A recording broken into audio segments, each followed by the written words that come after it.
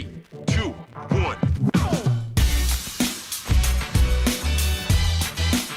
It's going to be perfect. Weggeh. You know what it is? It's the runners in behind. Like, if we could get runners like Rashford and Ante just getting him You're behind, running off him, yeah.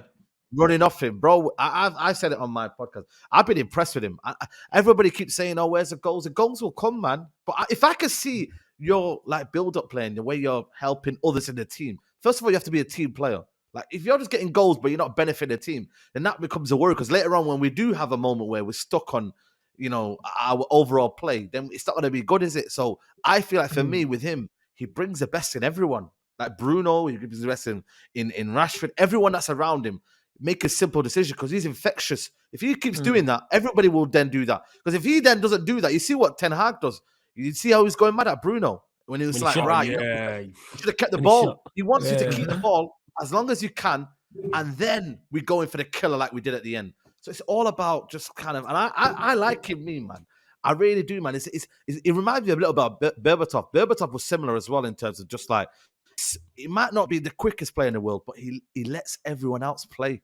And I love that for me. And it's the way people view football as well, isn't it? Like we obviously see football from a different perspective. We can see the little things that Weghorst does that benefits other people around him, but the casual football fan will just be like, yeah, well, he doesn't score 30 goals a season, does he? Like they'll throw like little dumb things in conversations just to try and prove their point that he's not good, so-called not good for Manchester United. So that was the thing with CR7 though. Like I said, he don't make the players around him better. Do you know what I'm saying? And someone like Weghorst does. Like, he'll bring the best out of many, many, many other players, yeah, just because of how he plays.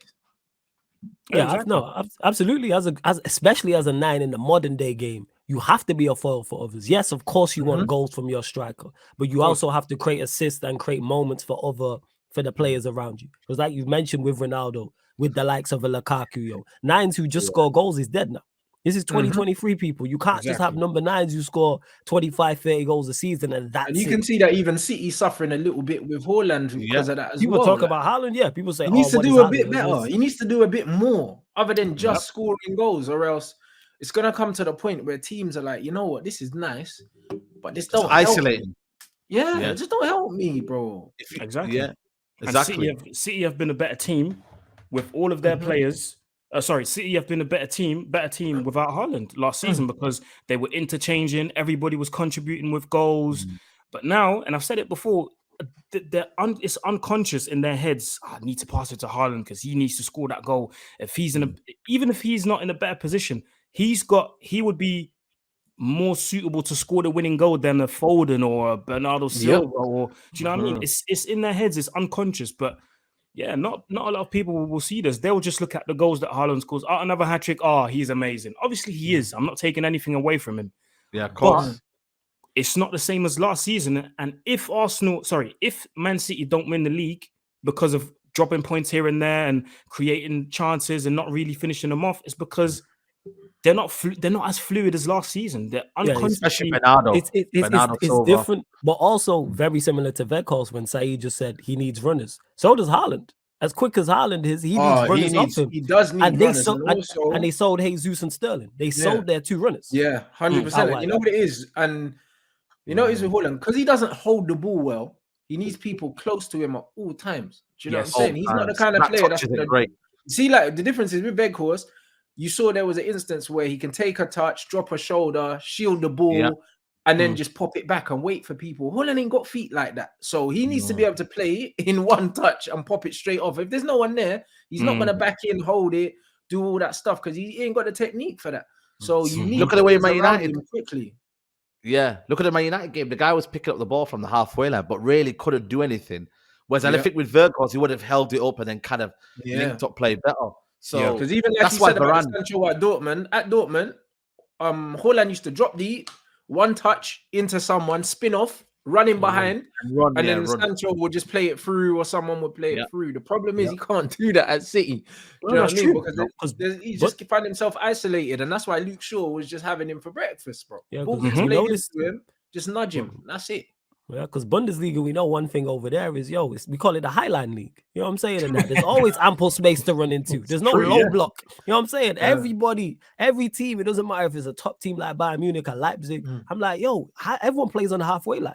So you got ample space to run into. Like when we beat, was it Leipzig we beat? When Rashford scored the hat-trick on the Ollie. Yeah, Leipzig at home. Leipzig, and it was like 5-0. And I'm like, why would you, man, stand on the halfway line with Rashford running in behind? But that's just the way they play. And it suits Haaland. Now he's got to do different things. The low block over here is different now. But we'll see how he'll get better at it, though. Definitely. Nah, but Weghorst is doing well, man. And you know what? The manager has the same profile. Like, it just shows you the manager has a philosophy in what he wants to do. Like, it's not as if he's just kind of just, he could have easily got another type of striker and just for the sake of it brought a number, a different type player. But he was willing to just get him out of that contract at Besiktas, that loan deal, and make him his number 9. And there was everyone. That's why, when we got him, everyone was mad on that. But I was like, trust the manager. Like, why are you not trusting the manager, what he wants? I believe in what the manager wants and what his philosophy is. So why shouldn't you? Like, we've got names before and it hasn't worked out. We've got the Lukakus and whatnot. And at the end, it didn't fit the philosophy of Mourinho. He just wanted a number 9 that was out there, and Man United wanted that kind of like number 9 kind of commercial striker. So this one, now it makes sense. And I think ultimately he'll make us a better team. Don't get me wrong. He already has made us a better team. He is, and that's what I'm saying. He will do. So I just feel like, he works in the system. Everyone's thriving. Look at the way Antony now can drop so wide, can drop deep now. Look where he's coming from midfield as well, Antony. He can do anything now, and it makes him better as well. And I don't understand the hate he was getting, man. What he was on, bro. It's forced. You know what it is? They're reaching, Aaron, because we're playing well. We rarely get beat. You know what I'm saying? We're happy as a fan base, so we got to reach for something. Remember, it was, I've not heard a hype joke about Martinez in months. All of it, this guy grown. That's facts. You know what I'm saying? Is this guy now 6'2"? You know what I'm saying? I ain't heard a Martinez joke in the longest. I've not heard Casemiro's here on holiday. But that's what I mean. The midget I've talk not heard has anything. gone quiet. So now they're on Antony now. But you know what it is? The Antony hate, He's the only one. It's out of hope more than anything. They're saying, you know what? If we slander him enough, hopefully he won't turn it around. The problem with him is he's got too much quality. Do you know what I mean? So it's only going to be a matter of time before Antony sticks it on guys. And the thing is, when he played centrally yesterday, you saw, do you know what I'm saying? That he was starting to pick up the ball in pockets, and he showed you what kind of player he is. Like, he's someone who keeps the ball a lot. He's not going to be like a Rashford. Rashford gets his head down, runs at players. When it works, great. Most of the time when it doesn't work, it's extremely frustrating. One thing with Antony is he's going to keep the ball in it. Like, that's one thing he's going to do. He doesn't try and play passes unless he's sure. He just retains possession, similar to Sancho. And that's why they get annoyed at them too, because they don't waste the ball. But the problem is with these guys, when you get good players around them to link, all of a sudden you see these little 3, 4, 1, 2 give goals, and then you see these crazy goals. But you need everyone on the same page.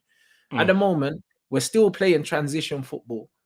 Antony's not a transition winger. Like, if you try and counter with Antony, he might cut back and look for a pass. Because that's just the kind of player he is. He's not going to try and run in behind. But, like, bro, there's nothing wrong with that. You need different types of players. Rashford's the opposite. Bro. Rashford will pick up the ball and just run in a straight line. Even Rashford's goal yesterday, picked up the ball in his own half, and he just started running and just said, you know what, I'm just going to keep going. Like, and then before you know it, the 2 defenders just opened up and said, go on then. And he said, fuck it. And he took it. Antony wouldn't have done that. Like, he would have received the ball, turned inside, looked for a pass straight away. Rashford's first. Look what he got the pass from. That chance. Look at his chance, though. The different type of wingers. Look at the way he got the ball from midfield, played it into to Bruno. Bruno laid it off to Weghorst, and then after that, Bruno passed it back in. That's his sort of way of thinking. I don't think Rashford would do that. But you know one thing I've noticed about Antony, though? He drives into space through the middle more than he does on the right. Like, in the middle, bro, this guy is in and he's driving into the space. On the right, he's like, you know what? No, let's keep it. Let's recycle. Let's keep possession. When he's in the middle, bro, dangerous in the middle. And this is what I want people to understand. Like, it's like Rand said, not every winger's going to be run down the line, cut in and shoot type of winger. Like, there's different types of wingers in the world. Like, and even for the player himself, Like, bro, you've got to keep your energy, bro. I'm not gonna be spending 90 minutes just doing that, bro. Like, I'm gonna be gassed out by 50 minutes, bro. Let me calm down, let me relax. And this is how you know people don't watch football, because no winger in the world, I don't care who it is, spends 90 minutes just doing that. No winger in the world, bro. Because if you do that, bro, hell, even by half an hour, you might be gassed out, because there's no way. You've got to be able to have different types of wingers so you can have different types of threats. You don't go to war with just one gun, bro.